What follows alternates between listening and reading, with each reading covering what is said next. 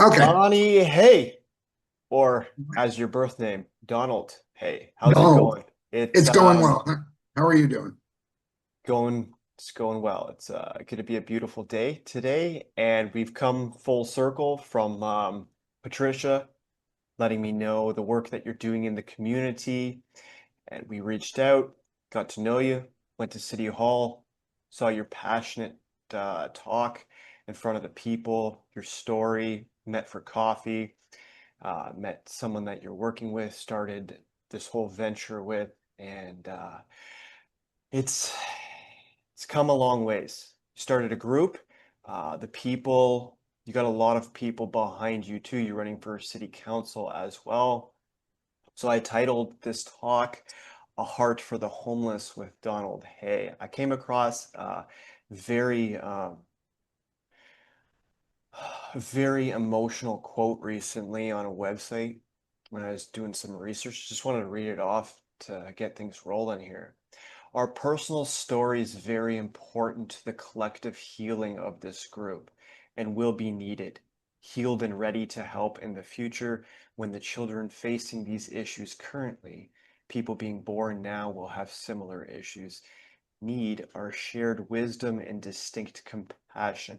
Mother was our first home as human beings, therefore, changes within the home and mother are linked, not just our individual mother, but our mother. So, ASNOW Alliance, which is kind of the umbrella that you put everything under, is it's so uh, it it it sums it up quite beautifully because with detoxing. People they're running from something. When I was homeless, um, something that was I was reminded of is that that's kind of the reason I feel like we're drawn to each other, and there's a reason that we're working together now is because we both have similar stories, so we can relate on a heart to heart, one-on-one basis. And what I've seen it does to people's lives is they're trying to get out of the now. You want to bring people back to it because they're Yes. numbing the emotions. We have them for a reason. We're meant to feel them. We're meant to work through them and and realize how to regulate from them. Because I came across a beautiful post about emotional regulation and how it's actually crime prevention. People need to learn how to emotionally regulate and not be afraid of their emotions. You know what I mean? Just to accept the fact that they're there to help guide us and heal. It's the same reason why a child has pain sensors so that if they touch a hot stove, they move away because it's going to damage their nervous system, right? What you were talking about is emotional. A lot of people, they look at drug addicts and they go, well, they asked for it, or what do you think was going to happen? Or there's just so many things. Well, why don't you, the question you should be asking is what got you there?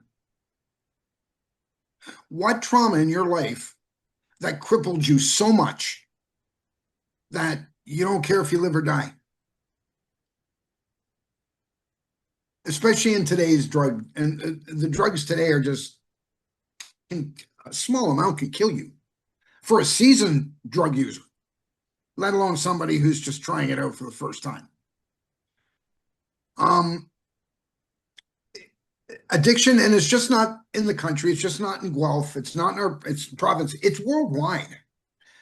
And it is a pandemic. It's not an epidemic, it's a pandemic. Um, is there, like I always say, there's no silver bullet, right? Just I wish there was, but there's not. And people have to understand, and then they look at the homeless and the mentally ill. Well, those three kind of go hand in hand. Not every drug addict is homeless, but in their use, there are mental health issues. How many sane people do you know that would keep doing this over and over and over, and with the possibility they could die? I've seen it firsthand, someone almost dying and getting so upset at themselves, but that Yeah. wasn't enough to change and stop doing it because of the way that they're wired for the addiction. It's like breath, it's like breathing for them. People Yes. do what their habits have programmed them to do. Like cigarettes, for example. Hmm. Great example. A lot of people smoke, right? Yeah. And depending on, like, I used to smoke, and depending on your level of consciousness too, it might not affect you. There's people that can smoke till their late 90s and still live a beautiful, full life. Never get lung cancer. Yeah, because they're fulfilled, they're happy with their life. But now Health Canada has to put uh Warning labels. yeah, literally it says poison, contains Yeah. poison on it. That's not enough to stop people from doing it. Yeah. Addictive personalities are just that's a mental health issue that should be looked at because we as humans, we tend to want to feel normal, happy, and we will do what it takes to get there. Some people smoke cigarettes, some people drink, some people do drugs, some people shop too much, some people eat too much. Did you understand where I'm getting with this? We all have our vices, but We all have our back to vices. Yeah. why people do it, help them understand the mentality Yeah. so they can The learn the what are, mentality is yeah, the hurt, the shame, the guilt that they feel that they have no business carrying. This is not on them. Something happened to them that put them in a position where nothing else will help. And they're too guilt and shame ridden to talk about it. Me personally, I was 10 years old. I was in a mental institution when my drug addiction started. And I carried that for 35 years of my life. And I didn't care if I lived or died. I really didn't. I didn't care for anybody. I didn't care for anything. And when I finally, everybody turned their back on me, Stephen, and I had no choice. It was either die alone or die with a support system. So I chose to die with a support system. And what I mean by that is eventually he's going to take me. My time is going to come. And I wanted to, at least in the latter part of my life, say, okay, I did something good. I did something for other people. And that's what I do. I fight for the people that have no voice. because it's like a friend for them. I was watching Degrassi um, many years ago, and one of the things that stood out is a lot of uh, the younger generation, they partake in substances and they want to experiment around, but maybe there's a deeper issue going on too, is Yeah, exactly. the There usually shoulder.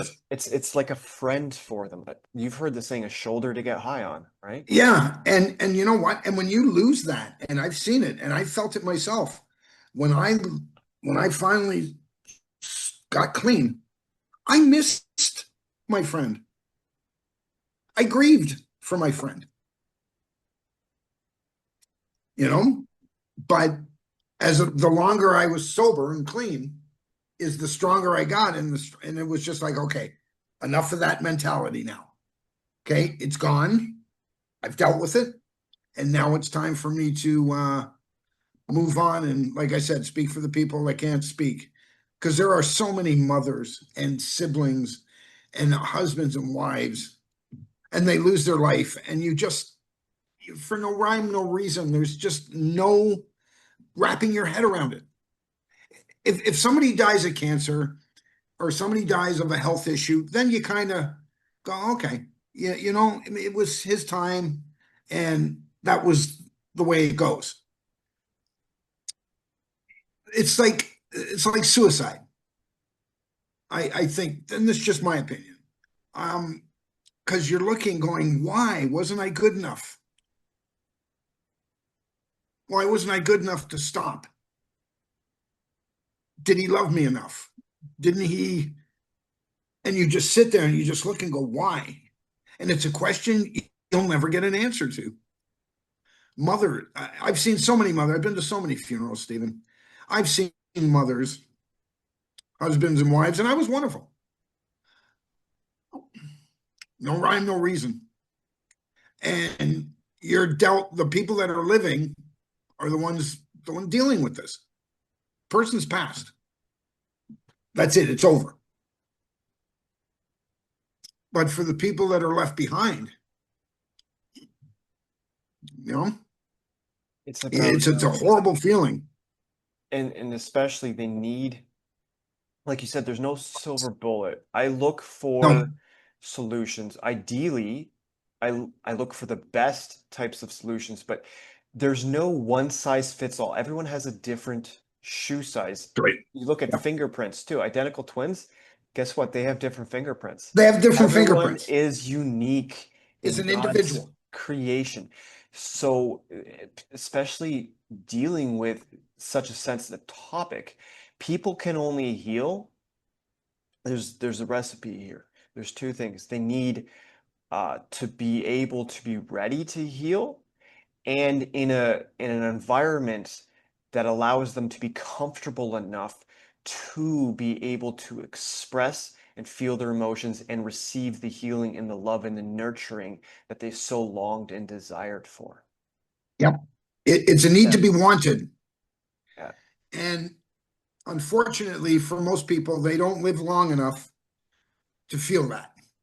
And through my life, and I've been clean almost 17 years, every trauma that I've had in the last, say, 3 years, we'll call it trauma, um, it's made me stronger because I'm sober. I think a lot, I think clearly, I think precisely. And I have one agenda, Stephen, and that's rehabilitation. I will not, there's certain things that I don't accept that's going on, but do I have the power to change it? I hope so. Um, everybody in Guelph knows we need a treatment center. This is not news. And I always say, and I've said it from day one, people go, well, how long are you going to do this? Every day, all day, As long as it takes. as long as it takes.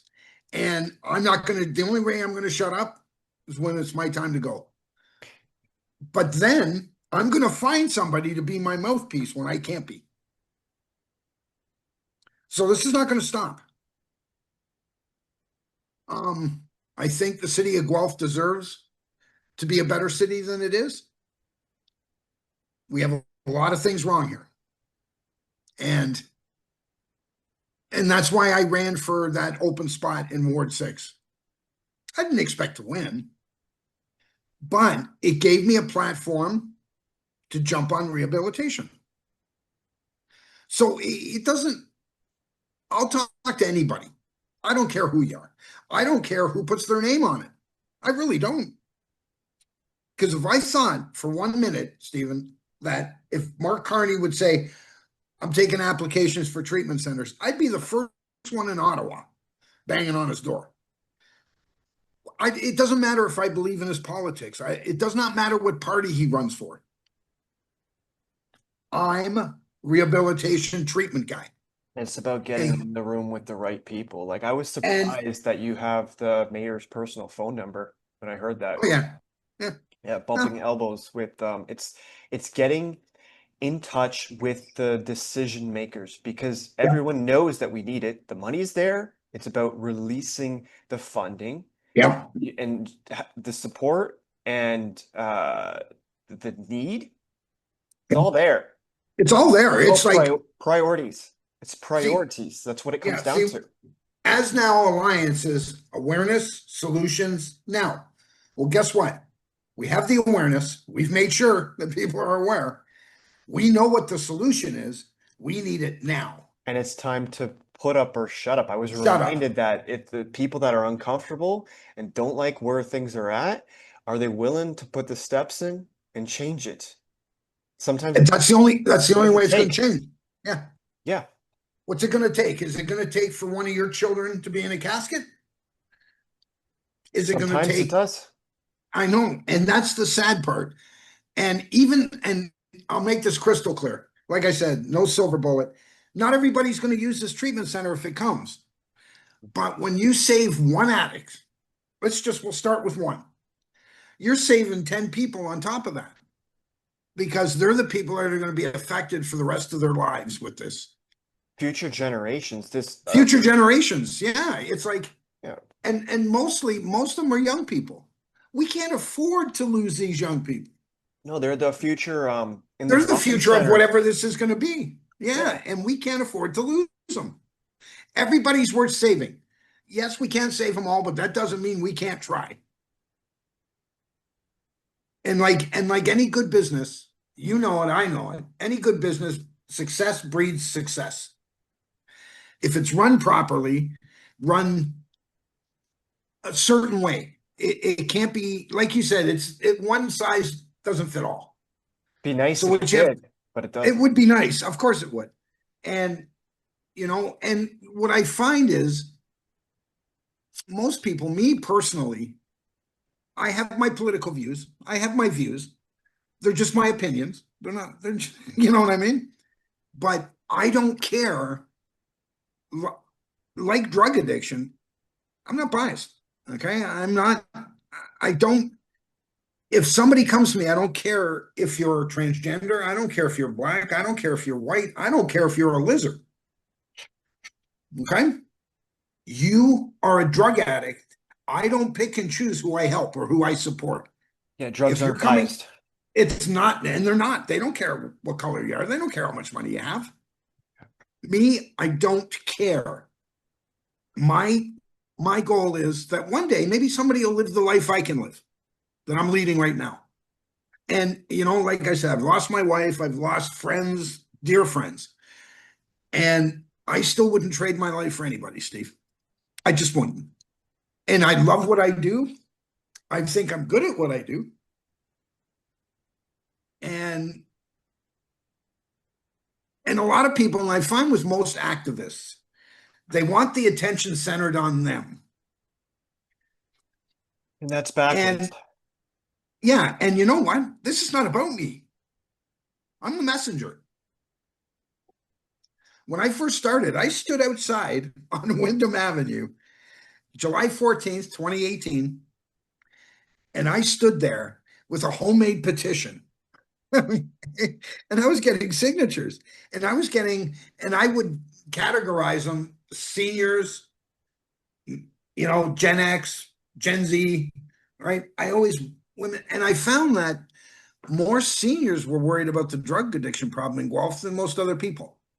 And everybody thought Homewood was a detox center. Well, it's not. It's a privately run mental health. Homewood is privately operated? It's not Yeah, government? they have government beds. Mm-hmm. But other than that, they do have drug addiction policies, but they're getting doctors and lawyers coming in. Yeah. And actually even from out of town.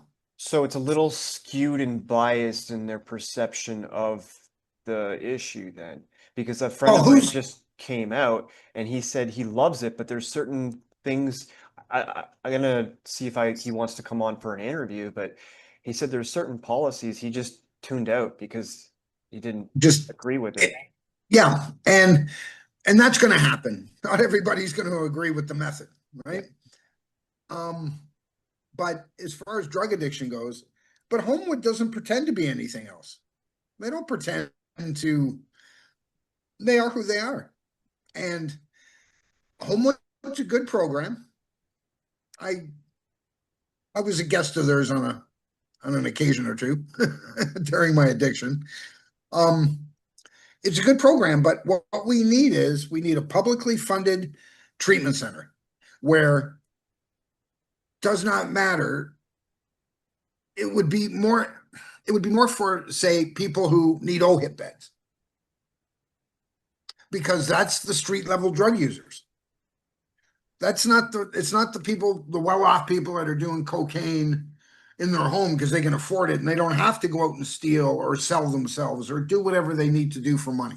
Well, it's known as the rich man's drug. Like, wealthy people are the best problem solvers, right? Yep, Trump, this is something that your partner brought to my attention. Trump, he's a billionaire. He didn't yep, get that way by thinking small. So yep, he did things in the correct order: treatment, then housing, executive yep. orders. Yeah, because you can't have, and I think everybody, and I don't care if you're an addict, a non-addict, whatever, everybody has a right to a safe home. But when that safe home becomes a drug den, and most of them do, let's be honest here.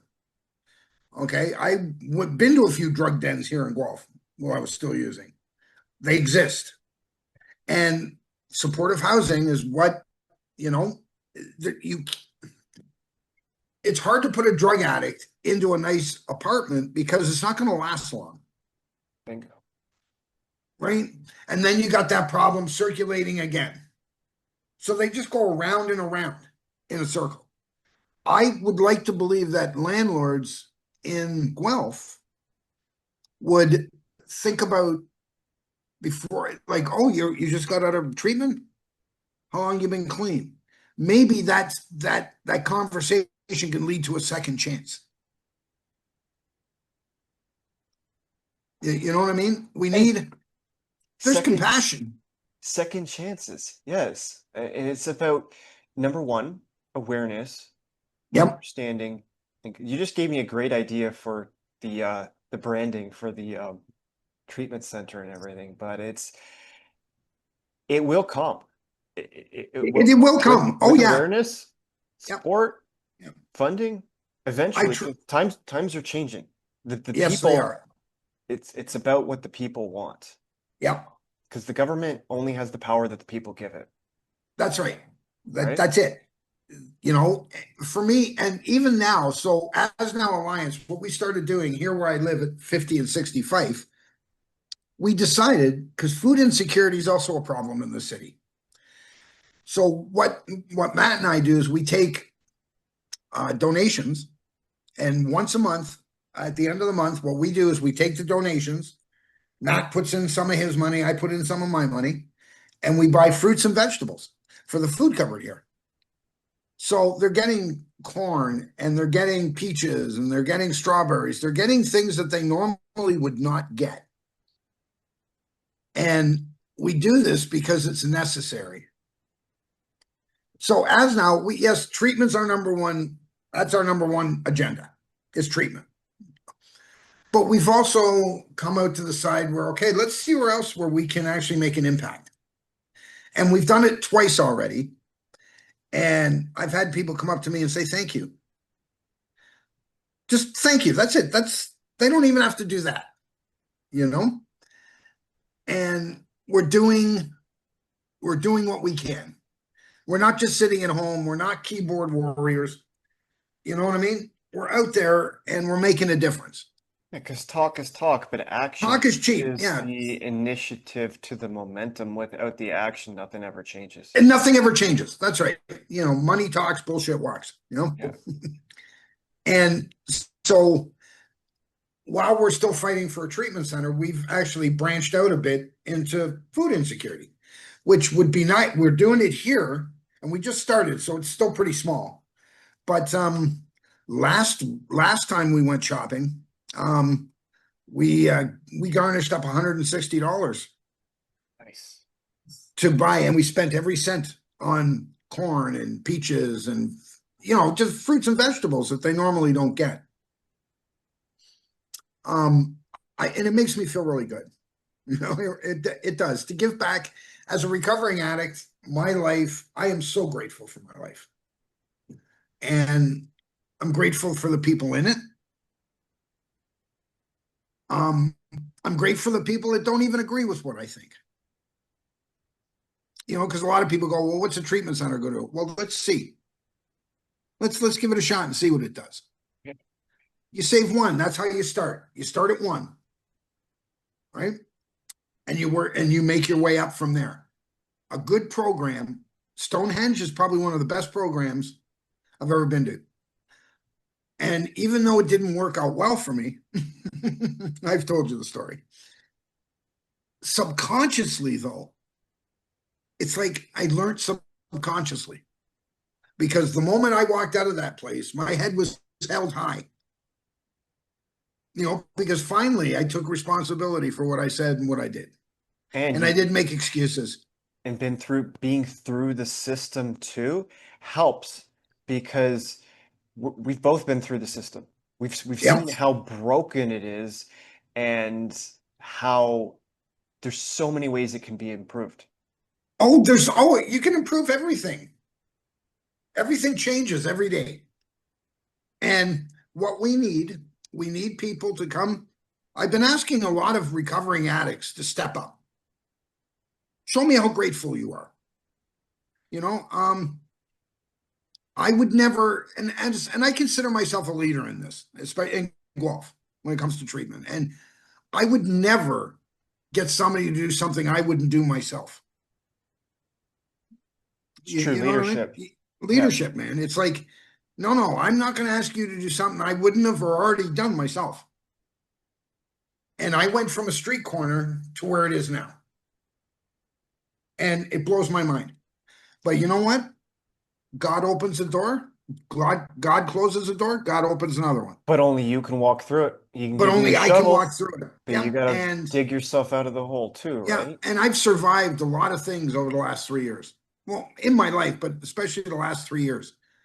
And I've learned so much from it. Humility is number one. It's key. It's key. I don't think I'm anything special. I just got tired of people dying for no reason, or at least without an attempt to save them, or give them the opportunity to save themselves. I love this city. I do. I wasn't born here, but this is my home, and it will be till my time comes. And all the connections that I've made, municipally, federally, provincially, I appreciate. I don't take for granted.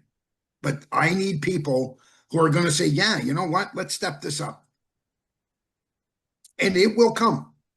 That's what I saw when I was first told about what you were doing too, and then I started piecing everything together. Like when I arrived here, first was the Royal City Mission, Yeah. then Stepping Stones, then Yeah. the Hope House, and then they put me up in a hotel, and I'm like, are you starting to see the bigger picture here, Steve? It's like God sending a sign and subtle synchronicities, and there's no coincidences. So the path forward, it's like I'm on a Royal City mission. Let's let's make some magic happen. Yeah. God's got a sense of humor. God Well, truly a has lot a of people sense of say he humor. doesn't, but he does. But I just wish there were more people like myself to step up because strength in numbers. You know what I mean? People need to see that if all these recovering addicts come out, they're like, oh, there's a lot more than I thought. Let's see the good side of this. They are the good side. They're the side that people will look at as an example. And you've got, yeah, one's good. You have one addict come out. Yeah, that's great. 10's better. 20's better.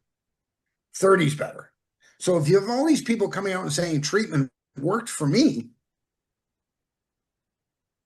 I'd listen. Testimonials. Yeah, testimonials That's why it's are the Old Testament and then the New Testament, because it's about the personal story of our journey to having a stronger relationship with God. And the only way we can do that is by having, like, knowing what our purpose is, what our soul came here to fulfill. That's Yeah. it. See, yeah, I have a purpose. I have no doubt. People ask me, and I used to tell my wife this, and I always wonder, people would always wonder, like after I tell them my story, that how are you still here? Because he's not done with me. Because if he was done with me, I'd have been dead a long time ago. I have a purpose now. And like I said, if I were to bring a treatment center came, say tomorrow, we'll just say for example, and I died the next day, I would die a happy man because it's You're the been fulfilled. catalyst. It's been Yes, fulfilled. I don't because need to be there to see it, but it's fulfilled. And I can be with my wife and live happily ever after, so to speak. Right? in another life. Yeah. In another life. Yes. I don't know. And when you were saying the world is changing, it is now. It's starting to come back to the right side of the axle, right? And I think there's a danger in going too far left and too far right. There's a danger on both ends. So what we need to do is find somebody a little bit left to center, a little bit center to right. Neutral is what we want. Neutral. That's Neutrality. what. Yeah. Think about it. Critical thinking. Just think about the benefits. You do the pros and cons, and there's going to be cons to it. Of course there is. Always is. But look at the pro side of it.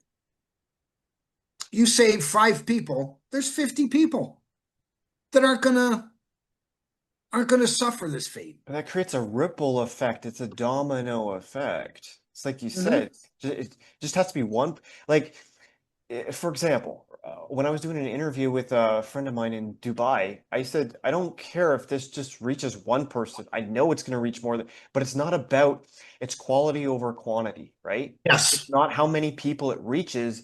It's the type of people, how much influence they have. It doesn't need to reach a lot of people. It just needs to reach The key right the players. right person. Yes. The right person. And in my dedication to finding that right person is the same as it was 7 years ago. I'm just a little more polished now. Yeah.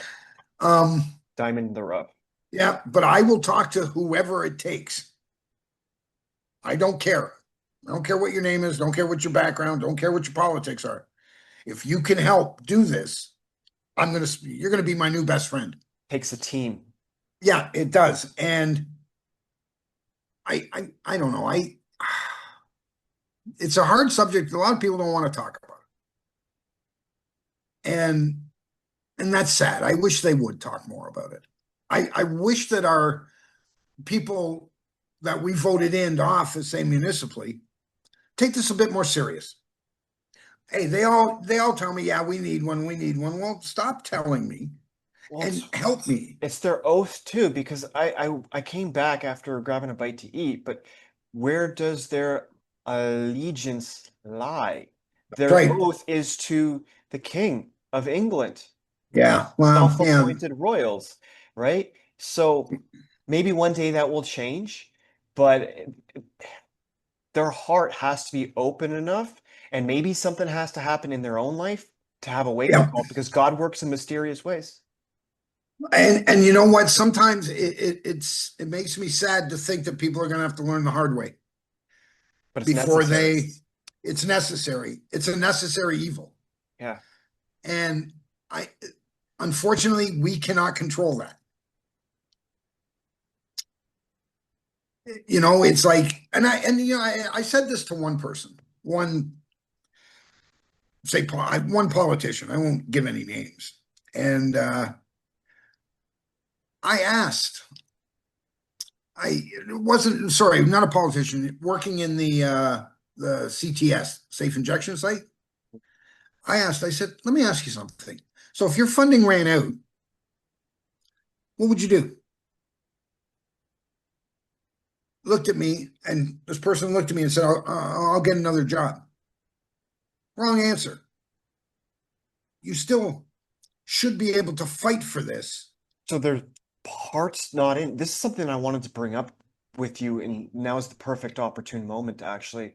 That was the original video that I saw at City Hall was you were fighting for a safe injection site No. unless I'm wrong about that, but I thought they turned down funding for it. So is there Well, currently what not a happened is no, they closed it they because they're did. opening up what is called a heart hub. Got it. Homelessness, addiction, correct me if I'm wrong, research treatment hub. And it's basically a detox center. Okay. And what they're going to do is, my doctor works in the Guelph Community Health Center. So what she told me is that, so when they're planning to bring this in early 2026, that all these doctors have to find other places to practice because they're going to take over that floor. They're setting it up in a hospital? Well, no, they're setting it up at the Guelph Community Health Center. Now, the Heart Hub is already in. That's why they're still giving out supplies. But they've cut a lot of the services. But that also, this is something that we talked about previously as well, is that's also propagating the continuation of the issue. Yeah. See, it's not actually dealing with the roots or anything that's stemming to create issues. It's making it safe, sure, but it's not. Well, I'm going to say it's not a long-term solution. No, I'm going to say something, and you know what? Yeah, try to cancel me. The safe supply was the worst piece of legislation ever brought by the government. So I know personally, I'm not, and this is not hearsay, I know personally people that sold their scripts for fentanyl or crystal meth. And I'm hoping that that program worked for some people. I'm hoping. But you think about it, yeah, you're on the safe supply. So you go to work and you're taking your safe supply. Like, how is that? You know what I mean? You're a forklift operator, say. You know, like, how do you justify that? You can't. You're swapping one drug for another. So now these pills have become monetary. Whose hands in the cookie jar? Yeah. So, you know, they sell their script for, and I've seen it, and I know it, people tell me. And they sell it and they get fentanyl and crystal meth, because once you do fentanyl, and for me as well, I was a fentanyl user. Once you try fentanyl, sometimes there's no going back.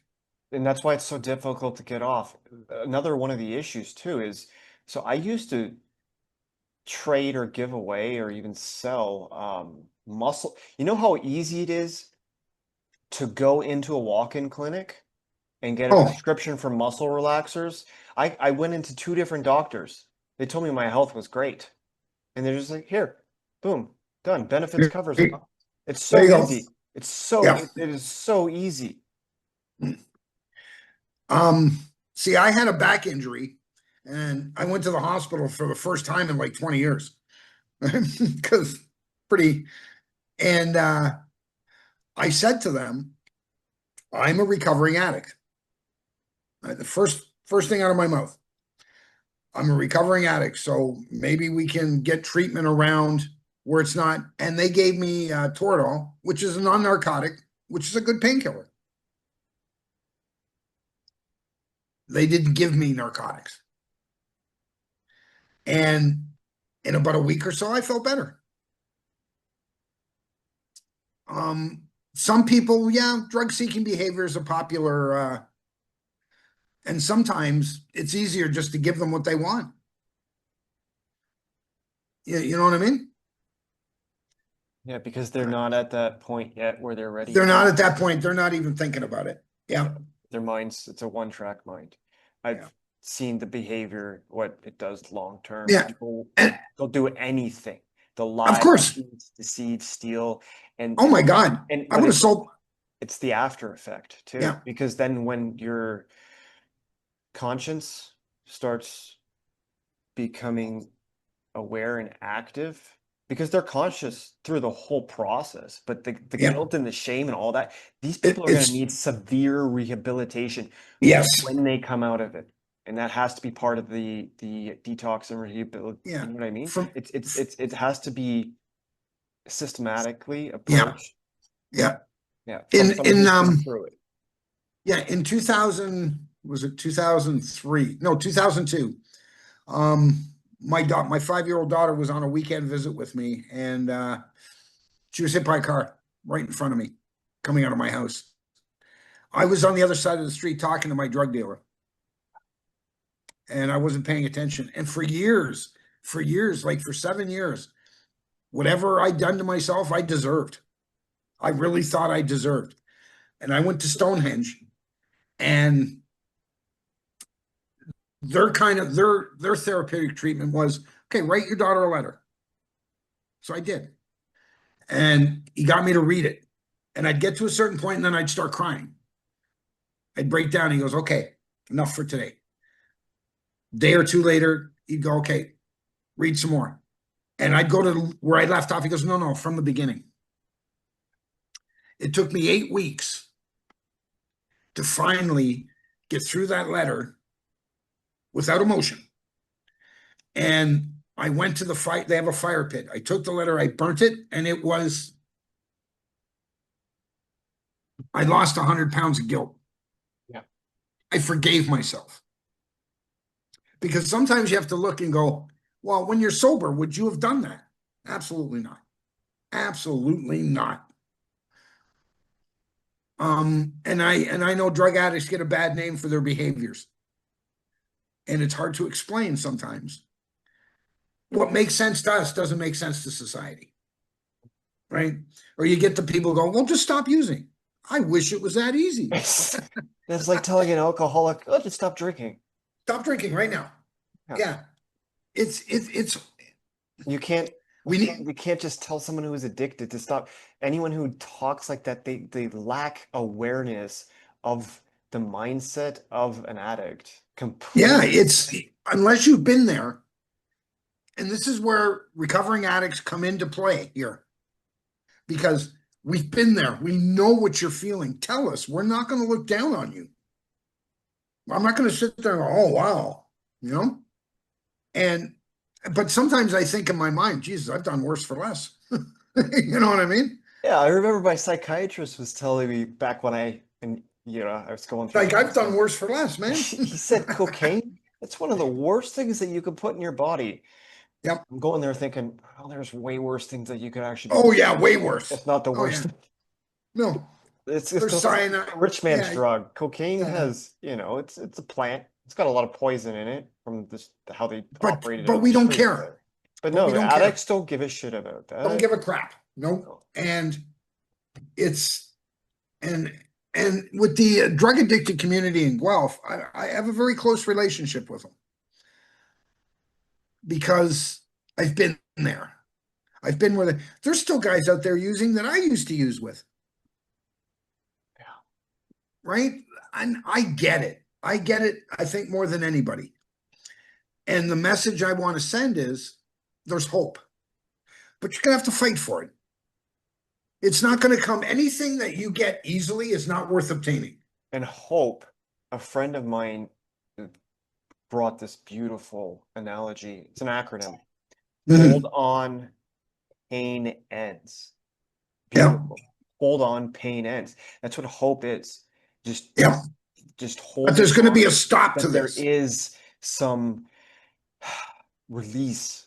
People just want to feel peace. Yeah. But most people don't realize that comes from doing internal work. It's not something that you can seek. There's those temporary pleasures that people seek outside of themselves, right? Yeah. So yeah, it's pretty amazing how some drug addicts I met are just the smartest people I've ever known. Oh yeah. But do the dumbest things that humans can do. Well, the wisdom comes from making stupid choices. But that's how you get wisdom. See, a lot of people go, well, you're judged by your mistakes. No, because we all make them. You're judged on how you correct them. Not everybody corrects their mistakes. Some people don't learn from them. But with a clear mind, your decisions become a little more pertinent. Oh. You know what I mean? You tend to make better decisions. Yeah. As humans, we all make dumb. It doesn't matter if you're a drug user or not. We all make stupid choices, right? But I just want people to understand that, these are somebody's parents. This is somebody's son or daughter or wife or husband. And they deserve to at least have somebody make an effort on their behalf until they can make their own decision. Right. And everybody goes, well, you can't force them into drug rehab. Well, yeah, you know what? In the end, Sometimes you but have to. but in the end, you're forced anyways. Nobody talked to me. I couldn't even bum a cigarette, Stephen. Okay. I was called a scumbag.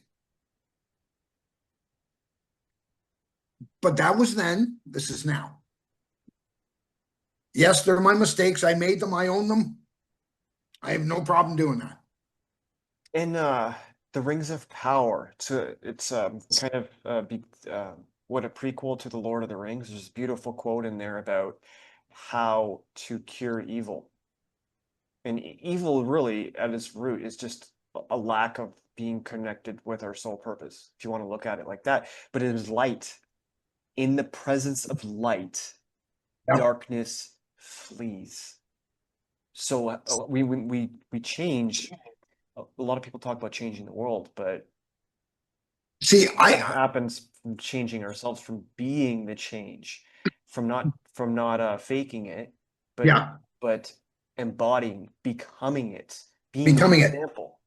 And if there's no light, there's only going to be dark.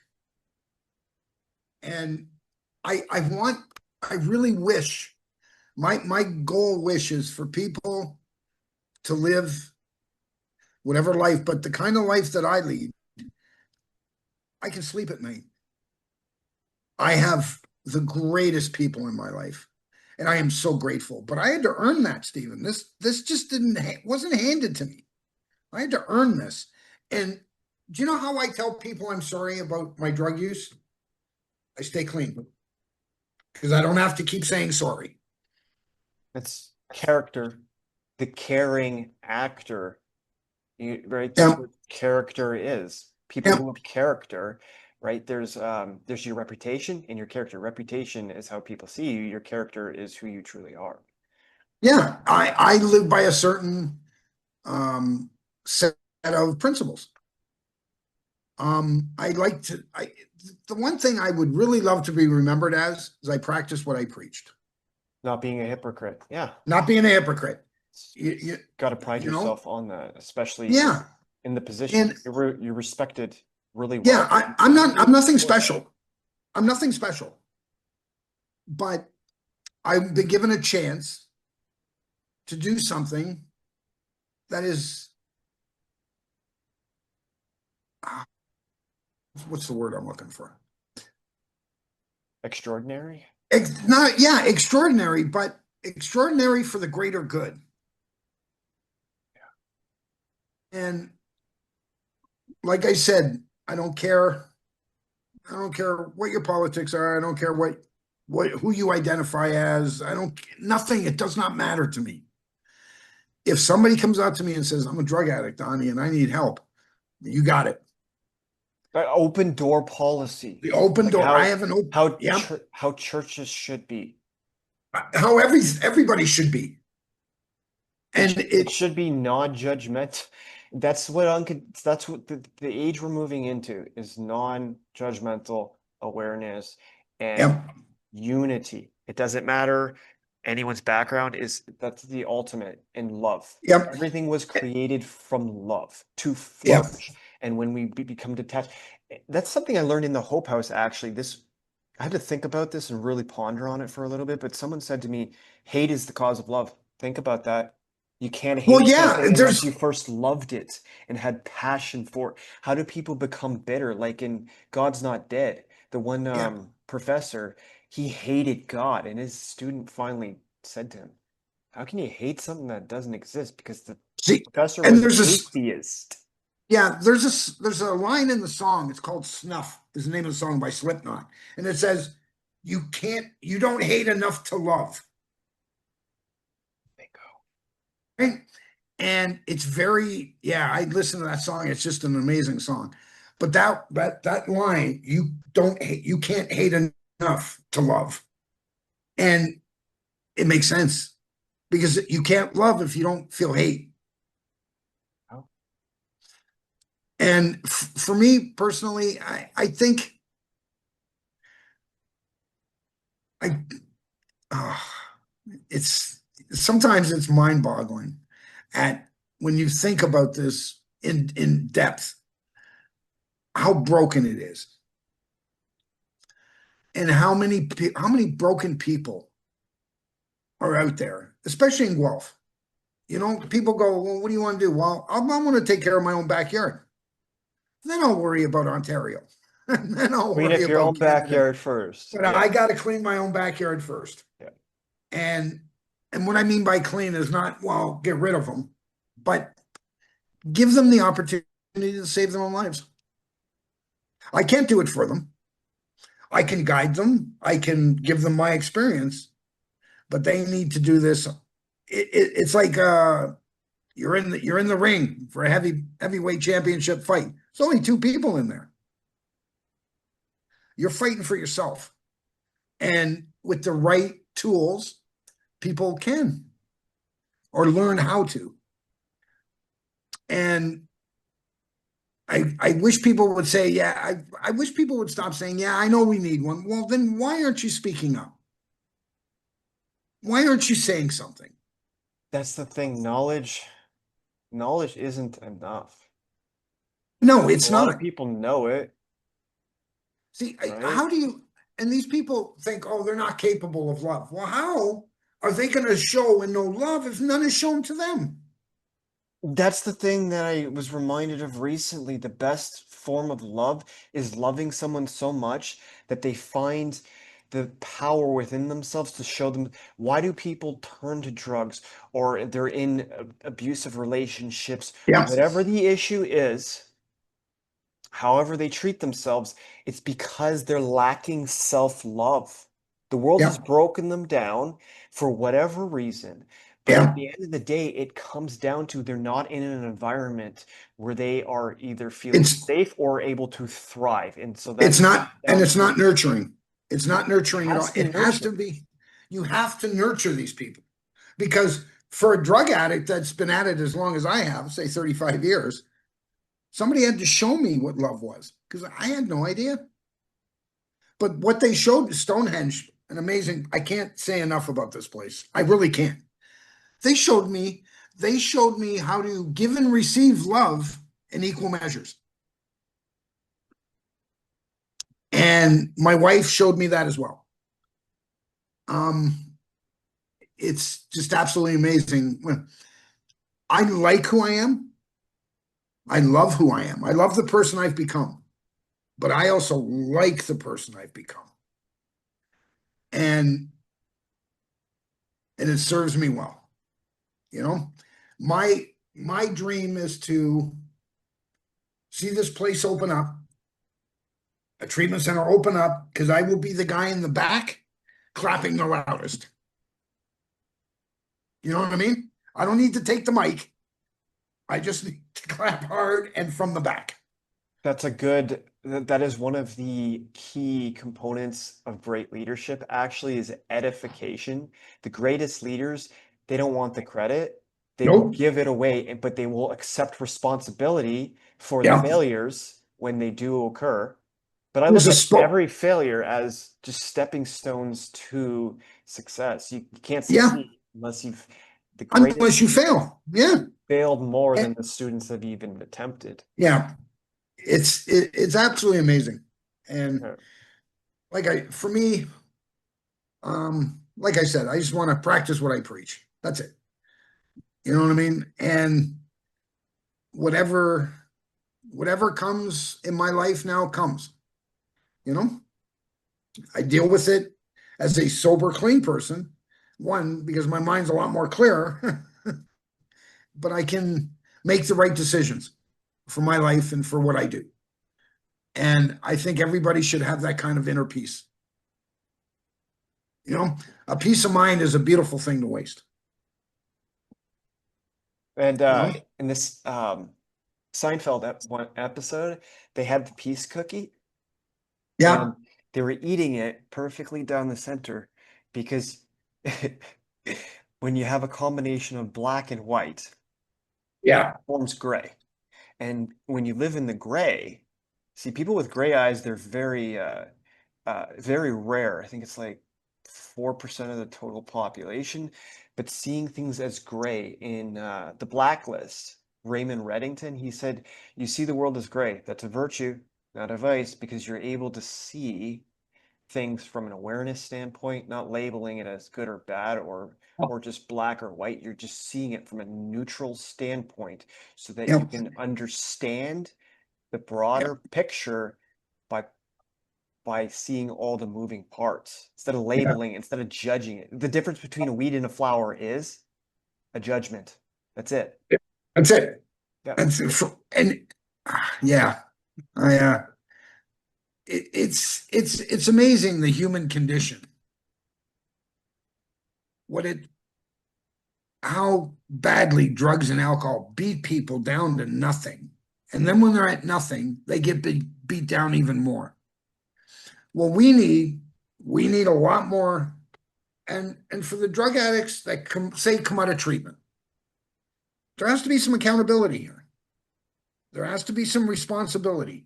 And it's yes, I understand why you're here and how you got here, but now you're not there at the moment. So whatever you have to own what you've done, for That's good or going to be bad. the toughest thing. And that's what's gonna, and once you do that, I tell people, um, my friends and that, like I tell them my story. I tell them everything because it's it's not an issue anymore for me. It's very I liberating too, isn't it? it's very liberating that, and I don't know, man. It's like what I need to do, and my goal is not to get the people that know we need a treatment center or the people that have lost people to drug addiction. I need to get to the ones that say, well, what do you think was going to happen? That's who I need to get. They're the ones I need to get on board with this, The ones that finally open their minds up to seeing what's really going on. So when before they're saying, well, what do you expect's going to happen? What do you think? You think what? You know, what do to you be able you do those drugs? What do you think's going to happen? to have I that need honest conversations. Yeah, I need to have those people on board. Because those are the real change makers. Once they realize that what they went through, Yeah, they can step in to the like, hey, this changed my. That's something I learned recently too. Instead of teaching from a standpoint of, hey, this is what I know. Teach from Tony Robbins. A lot of people have heard of it. Like one time I was on his Netflix episode where he actually like showed what day in the life kind of stuff at a seminar. I broke down in tears because he went up to a lady and spoke to her heart. But that's what he yeah. taught. He taught Russell Brunson, the founder of ClickFunnels. Mhm. Speak from experiences. What changed your life? That Yeah, will, because people will see that. That's authentic. They'll be drawn to yeah, that. That's real. yeah. See, me personally, and I've listened to Tony Robbins a few times, and for me, what I got from it is mistakes.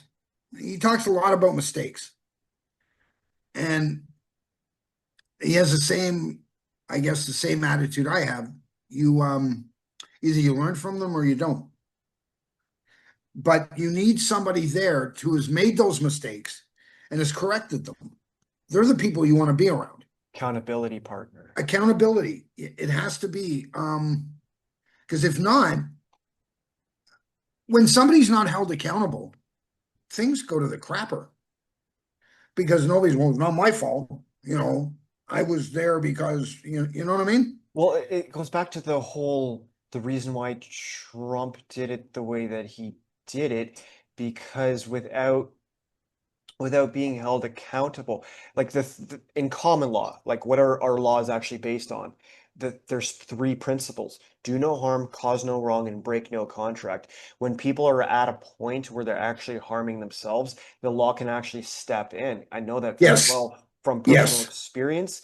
And under the Mental Health Act, they can, it's medical kidnapping. But if Yeah. someone is at a point in their life where they're actually causing harm to themselves and external, like there's certain overreaches and oversteps in our law that Yes. will be corrected over time. Like if someone's drinking in public, for example, but not causing any harm, police officers come up to them, write them a ticket, which is Yeah. borderline Yeah. Yeah. extortion, whatever else Yeah. is in there, but that's another topic. But the point is, Trump did it in the correct order, right? Yeah. Well, you have Setting, to. he's setting the example. In his inauguration speech, he said, I want to be known as a man of peace. People are Yep. tired of wars. We have the Yep. solutions. Now let's start it. Like this is why I do what I do. Because See, during Corona, I saw, I'm like, something has to be done. This was a vision given to me by God, and I have to see it through. yep. And so this is why I love speaking with people such as yourself, and collaborating, seeing the vision, working together to actually take action to address issues that have been stemming from the source for far too long. We can Oh, now yeah. do something about it because the energy is there. The Yeah. people want it. Well, yeah. And like, and what I, by speaking on forced treatment, really, in the end, we're all forced to go there, whether we realize it or not, because we're down to that. Okay, what do I do now? I have absolutely nobody behind me. Um, do I stay the course or do I try to change it? And I decided to change it. I didn't realize. See, my journey started, I think, when I was 10, when I first started using drugs. And it took 35 years for him to build a purpose for me. But I had to go through all the stuff I went through in order to get to where I am now. Um, and I wouldn't change a word of it. My life went the way it did because it was a learning tool for me. And when I got to a point where he said, okay, now it's time, Don, for you to move on and on to bigger and better things. And I went into treatment, and it's been better and bigger and better things. People take me seriously. People respect me. 20 years ago, I didn't even respect myself. And all it took was one person in Stonehenge to bring that out in me. They saw And potential. Yeah. yeah, and I do speak at Stonehenge. I'm on a rotating 6 month for new recruits that come in, and they know my story. They know what happened at Stonehenge because I told them. Because you have to. You have to be honest with them, because the one thing you don't do, trust is a big issue with drug addicts, very big. Yeah. And that's the one thing you can't break. You can't, or you're done. And I've heard a lot of stories that I'll take to my grave. But at least they can trust knowing that I will never betray their trust. Is it a verbal trust, or do you have to sign anything? No, it's a verbal trust and I hold myself accountable. This is where accountability comes in. Yeah. I hold myself accountable from what you're telling me. I give you my word, as any doctor would, that whatever you say to me, when I die, it dies with me. Yeah, because your word is your bond. It has to be, Yeah. especially in this field. Yeah. Right. And I wouldn't break it for anything. And some people would say to me, well, what if they're telling you things that, they could be arrested for? Yada, yada. I'm still not breaking my trust. Yeah. I'll go to jail before I do that. Because you're not a doctor. You didn't sign any or Doesn't matter or anything like that, unless they are in a position where they're actually at a risk to themselves. Then within reason, within reason. judgment. Yeah. Yeah. Yeah. Now, Intuition.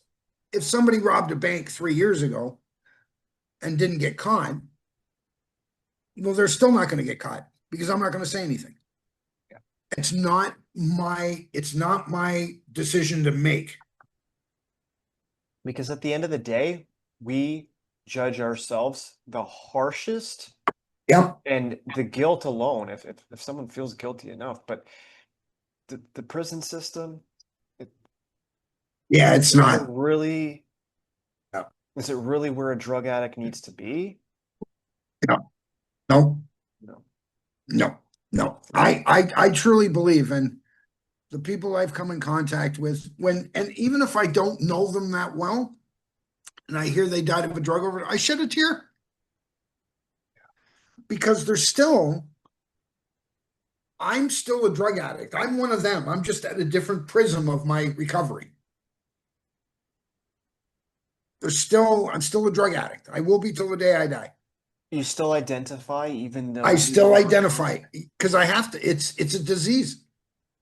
And a lot of people, I look at it this way, and a lot of people don't agree with me, but yeah, what can you do, right? It's like cancer. It goes into remission. One bad day, one trauma, one anything, and boom, it's back. And that goes for drug addiction. You could be clean 30 years. One trauma, one something, and boom, you're back right at it. all it takes is one trigger. One trigger. That That's it. kind of Yeah. sparks something much bigger. And there's a word I came across recently called glimmer. So the best way to heal triggers is look for the glimmers, those little sparks that create Little glimmer of joy. hope Yeah. Like I was walking the other day and I somewhere. saw a bunch of Yeah. people up in a parking garage and they were standing by the fence and they were like Mhm. gonna do something really goofy all at the same time. And I'm thinking in my head, I used to do stuff like that. You look and go, And then yesterday. I smiled. I'm like, yeah, you got to do those little things Yeah. and And to get to make, you know what I mean? Just to yeah, have I that. find that sometimes when I start feeling sorry for myself, God throws something in front of me. It's like, wake up, Don. Come on. You know? And it's yesterday was a perfect example. This person was in the pharmacy. I was getting my meds, and she came in and asked for Tylenol ones. Mhm. Those are prescription. Codeine. No, you They're can get them not? over the counter. They are? Yeah, Okay. yeah. And she grabbed them, and I looked at her. She was walking out, and I saw that look on my face so many times. And I went, Don, whoa, okay. There's another lesson learned. You know what I mean? I couldn't imagine doing that now. One, I wouldn't do drugs now because of the potency of them. Yeah. And I've been so clean for so long, it would take one couple of extra grains, and that's it for Don, right? And then I become a statistic. Just like my wife and like other people in my life, there's statistics. They didn't die of natural causes. Lifestyle choices. Yeah, exactly. Um, I guess like a race car driver, there's always that chance. You know what I mean? So would you choose to be a race car driver? Absolutely not. Because, it's sometimes it won't work out well for you. But choices in life, whether it's drug addiction, whether it's anything in life, you need to make with a clear mind and a good heart. Lead We with our need active, heart instead of our head. exactly, because Our that heart's that the won't work true out well. Yeah, guide. Yeah. yeah. Most people, you know,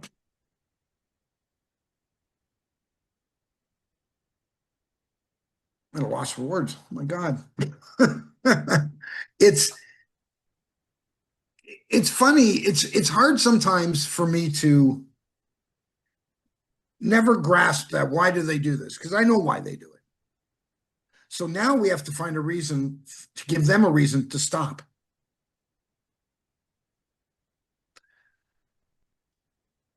And I always looked at it. I looked at the homelessness, mental illness, drug addiction, and why I chose drug addiction, one, because I have a personal connection to it, and two, that's the root cause.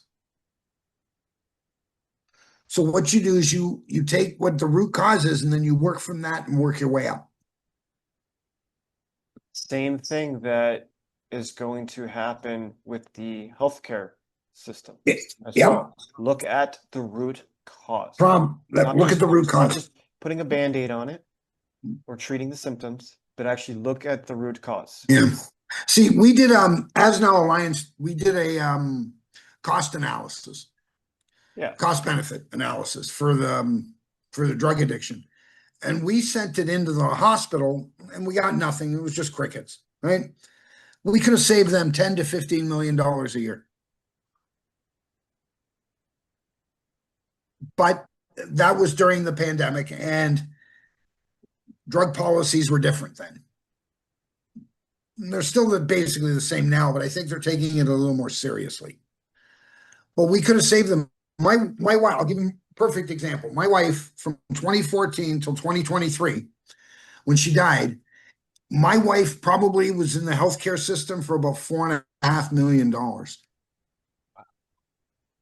because of fentanyl.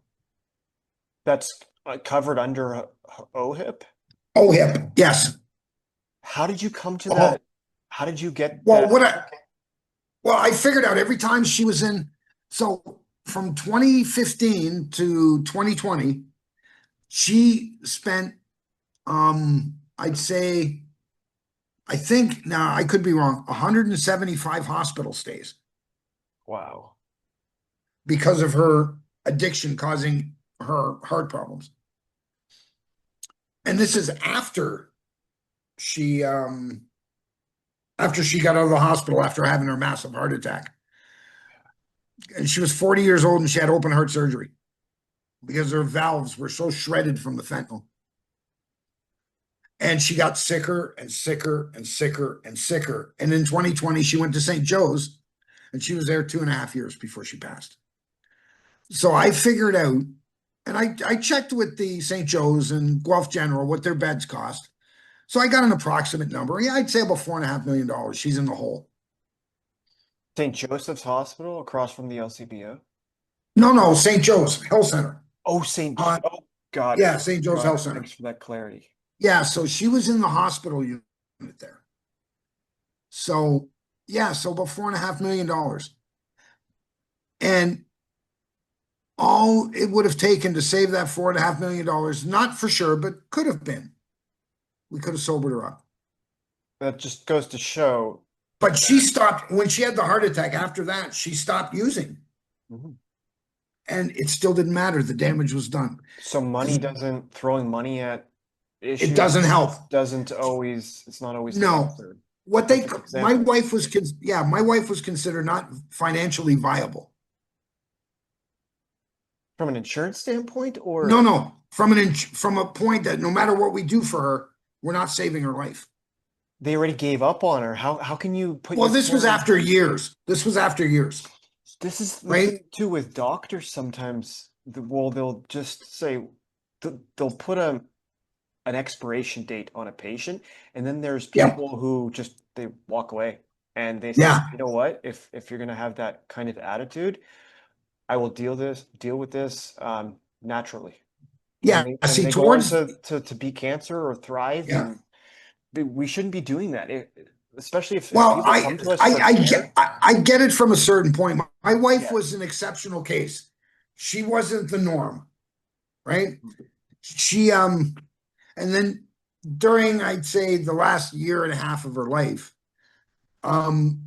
doctors, she was going like, what's this from? Like, because her legs, she had pyrofasciitis, which is, it burns from the inside out. And her legs were damaged. I got it on my site. You should take a look at the pictures. And I understand why they said she wasn't financially viable. And towards the end, or even her cardiologist goes, darling, there's nothing I can do for, I heard this personally. There's nothing I can do for you. So we have to make room for other patients that we can help. based on their training and expertise. Yeah. You don't have She lived longer. This woman, she had the biggest goon hands I've ever met on anybody. I'm telling you, Stephen, like the stuff that she went through, I wouldn't have went through a tenth of what she did. Yeah. I would have called it quits long ago. Resilience. Yeah. And you know what? She just wasn't ready to die. That's what she said to me. She would wake up in the morning and open her eyes and go, "Oh, okay, I'm alive. Okay, time to get on with my day." Because that wasn't for her, that wasn't always a guarantee. Right? And she wasn't the only one in that. There was a few people in St. Joe's that were drug addicted and it caused their injuries and their health issues, but then they stopped and it didn't matter. The Why is that? damage was done. And that's what we need. And I think this treatment center would be really helpful in helping that statistic a bit. Get to them before it gets to a point.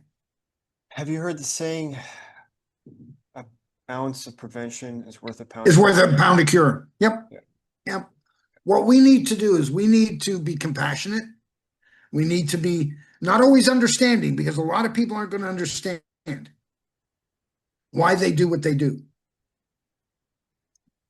And we have to get rid of this attitude of, well, what did they expect was going to happen? Or they die of an overdose. Oh, you didn't see that coming. You know what I mean? We need to get rid of that mentality. It's the mentality of, I tried to warn you. Oh, so now you're coming? Yeah, exactly. I No. told you so. I told you so. that's not coming from love. That's can't- coming from pride. Yeah, and frustration. Well, Yeah. if you're frustrated, do something about it. Yeah. Stand with me. Let's be louder. And hopefully the right people hear this and see it and go, wow, man, these people in Guelph really want this. That's when the conversation starts. And I think city council and the mayor needs to talk to Doug Ford and say, listen, we know you brought the hard hub, but I think as a comprehensive package, we should have a 30-day treatment center. And then what you're doing with that is, after the 37 or 39 days, because you go 7 to 9 days for detox and then you go 30 days. If they need 4 to 6 month treatment as well, you're sending them out with a clear mind to make the right decision.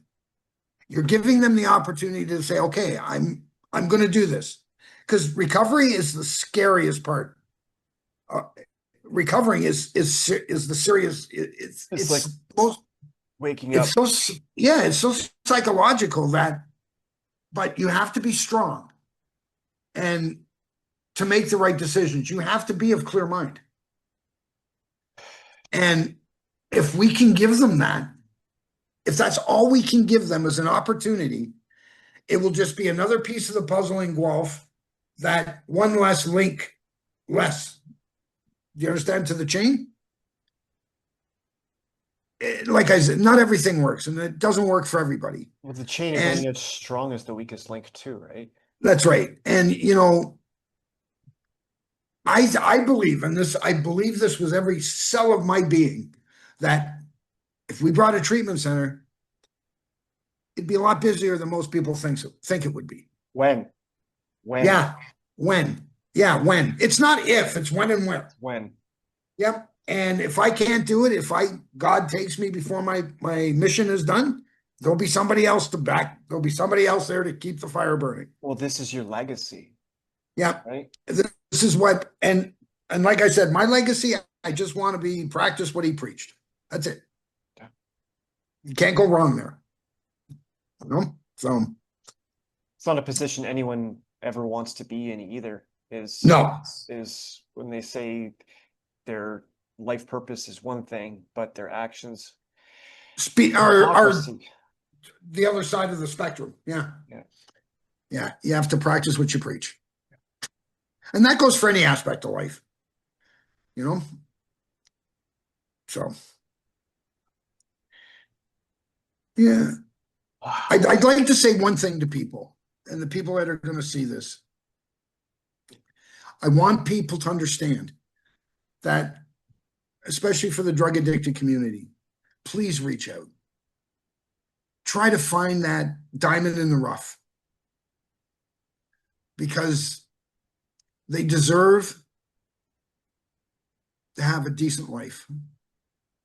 But they're going to have to work for it. It's not going to come easy. This is something you have to earn. But I can't say it enough. Reach out. If they want to reach out to me, reach out to me. If you want to reach out to account, reach out to somebody. Because somebody's going to care. And that's it. That's, they're worth saving. Powerful. So. That's powerful. So I think that's, wow. Thank you so much. Well, thank you. And let's do a wrap up. Anybody that is watching this, that is listening, that has felt the need, I'm gonna put your contact information, your email, Please do so. phone number. I'll put the please group do in so. here as well. Yep. But any words of wisdom that, speaking from your heart, that you feel people need to hear? Because sometimes people just need to hear something, even if they don't want it. They need to hear it, because sometimes it's just one talk, one sentence, phrase that can get people to change their life. Sometimes it's a stranger that they meet that crosses paths with them, and then boom, they stop doing drugs. Because people deep down, subconsciously, they're crying for it. They wouldn't be numbing their emotions if they weren't crying for help. They wanted a change. They're literally crying. They're begging for, they're screaming inside their heads. They want it. They want somebody to just hold out their hand for the sake of holding out their hand. Without judgment. They just want without judgment, without anything. And they need to be understood. And I don't know. I see it so often. The hurt, and it's sad. It breaks my heart. Right? And you can't run up to them and go, "Oh, you should go to treatment." Yeah, it doesn't work that way. What you need to do is you need to understand, and you need to show compassion. And if you don't know how to show compassion, learn. Because and they say it takes a village. Well, sometimes it does. And you may not agree with their lifestyle. You may not like their lifestyle. So why don't you just stop bashing it and support a new life for them? It doesn't take much to support something. It doesn't cost money. It doesn't cost anything. But I think I would like to feel that people, especially in Guelph here, and the treatment center comes and it's working, and I want them to think, I had a little part of that. It's a little bit of pride. It's like, hey, I had something to do with that. I said that about Cam Guthrie. I said, I've always wanted to say this to him. Hey, Cam, say your grandson or one of your grandchildren are walking by this treatment center and it works and everything's going well. What would be your legacy? Don't you want them to say, my grandfather helped with that? That's forever. That's a legacy. And if you're looking for one, well, hop on board. Because without it, this is going to go nowhere.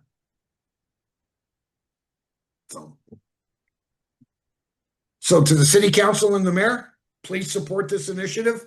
Be loud. Be loud about it. Yes, we have other issues in the city of Guelph, but drug addiction is the #1 issue. Some people will say homelessness. Yeah, I get that. A lot of people say mental illness. Well, you take the drugs you take today, it's called drug psychosis. Take the drugs away and see what happens. That's when you'll separate the truly mentally ill people from ones who suffer from drug psychosis. Right? So detached from reality. I thank you again. That was a beautiful wrap up, Donald. Oh, thank you. Snow the Product. She's a rapper that kind of came up from the bottom, and she said, "I never said I'm better. I just know I'm different." Yep. Everything is about understanding, and Yep. I'd love to see more of people just removing their masks and just Yep. be Speak from the heart. speaking from, you took the words right out of my mouth. Yeah. Speaking from the heart, Right out you of my- know, yeah. with a true caring, right? That's just, but that's my take, right? Perfect. Let's leave it at that. Okay, my friend. And see you shortly. Let's set up a Oh, time, you will. another time to get together, Yep. hash things over, make some Yep. magic happen. I got a few people already on board. They want to bring some ideas to the table, Beautiful. and let's get the word out. Strength in numbers, my friend. Till next time. Okay, you have a great one. Bye for now. Bye. Then we'll have an intermission, and then we'll come back for the finale after that. So thank you very much for being here, Donald, and I will turn it over to you. All right, thank you, Council, Mayor, for listening to what I have to say. My name is Donald Hay. I've been a Guelphite since 2006. When I first came to Guelph, I was in active addiction. Subsequently, I checked myself in the Stonehenge Therapeutic Community in 2009, and I celebrate 16 years sobriety in February. We can clap for that. Yeah, yeah, Donnie, you know it. Thank you. That's not why I did it, but thank you. In 2014, I became a full-time caregiver to my wife, Amy. Yeah. After open heart surgery due to her massive heart attack that she had during her addiction. In 2018, I co-founded an organization called ASNOW Alliance, Awareness Solutions Now. Along with other like-minded people, our key goal and initiative is to bring fully functional resource treatment program to Guelph for the growing issue of substance abuse disorder. During my struggle of caring for my young wife, I managed to find the strength and the determination to advance and expand this initiative federally, provincially, and municipally. Through research, education, and raising awareness of this growing problem, we visited other cities and studied their facilities, their methods, and their strategies. We've learned a great deal from these visits. For example, we visited Owen Sound and we visited London, Ontario. And representatives from the city joined us on both visits. As well as ASNOW, we also ran a cost analysis benefit for the Guelph General Hospital. The high demands on their emergency unit due to ever-increasing number of patients arriving with drug addictions, overdoses, and related mental health issues. In the process, and over the last 7 years, we also designed and developed several new approaches and strategies to address and mitigate the ongoing health crisis in our community and country. In summary, we've worked hard to raise awareness, to know the community needs more solutions. In 2019, I started a group for people directly and indirectly affected by drug addiction at the drop-in. But we had to stop the group when the pandemic came. I've also spoken as a peer leader at Stonehenge Community, or Therapeutic Community. Recently, ASNOW is helping Parkwood Gardens in the food bank with donations, fresh fruits and vegetables for the food cupboard at 50 to 65 for people with food insecurity. It has become my duty and mission to give back to the city that has given me so much. I feel I would make a great addition to the current city council, together developing solutions for a better tomorrow. If appointed by council to represent Ward 6, I will work diligently on all the local issues. And because of my life experience, I will bring a unique insight and focus into the pervasive and growing mental health and addiction issues facing our community at all levels. With my background in business banking, I have a diploma from the Toronto School of Business. I have the skill set to understand municipal finances and fiscal responsibility to the citizens and the taxpayers in this city. In closing, Guelph is my home, and it's where I found recovery of people and support that I found in this city. It is given this opportunity and honor, I will serve Guelph with integrity, commitment, and compassion. Thank you for the opportunity to speak, and I appreciate your consideration.